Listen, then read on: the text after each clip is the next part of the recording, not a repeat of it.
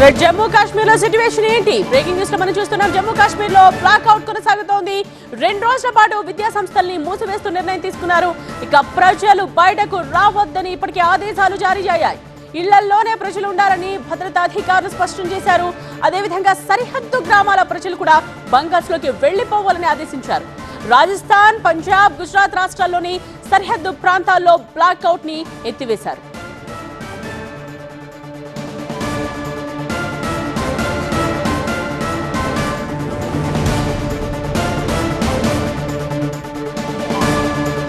జమ్మూ కాశ్మీర్ లో ఉన్న సిట్యుయేషన్ మీద మనం ఫోకస్ చేస్తున్నాం. 2 రోజుల పాటు అక్కడ విద్యా సంస్థల్ని మూసివేస్తూ నిర్ణయం తీసుకున్నారు. బ్లాక్ అవుట్ జమ్మూ కాశ్మీర్ లో కొనసాగుతోంది. అయితే ప్రజలెవరు కూడా బయటకు రావద్దు అంటూ ఇప్పటికే ఆదేశాలు జారీ అయ్యాయి. ఇళ్లలోనే ఉండాలి అంటూ భద్రతా అధికారులు ఆదేశాలు జారీ చేశారు. అదే విధంగా సరిహద్దు గ్రామాల ప్రజలు బంకర్స్ లోకి వెళ్లిపోవాలని కూడా ఆదేశించారు. రాజస్థాన్, పంజాబ్, గుజరాత్ రాష్ట్రాల్లోని సరిహద్దు ప్రాంతాల్లో బ్లాక్ అవుట్ ని ఎత్తివేశారు.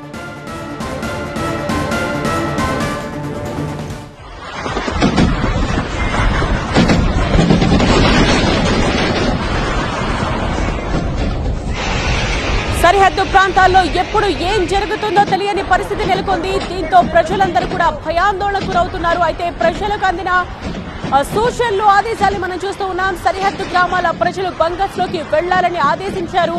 అండ్ అలాగే ఇళ్లలోనే ఉండాలి, బయటకు రావద్దు అన్నారు.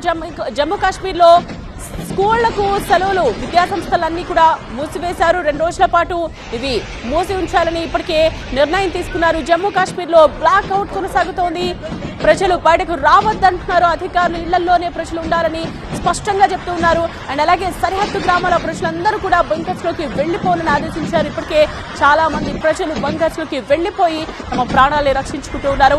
ఇక ఇటు రాజస్థాన్, పంజాబ్, గుజరాత్ రాష్ట్రాల్లోని సరిహద్దు ప్రాంతాల్లో బ్లాక్ అవుట్ ని ఎత్తివేశారు.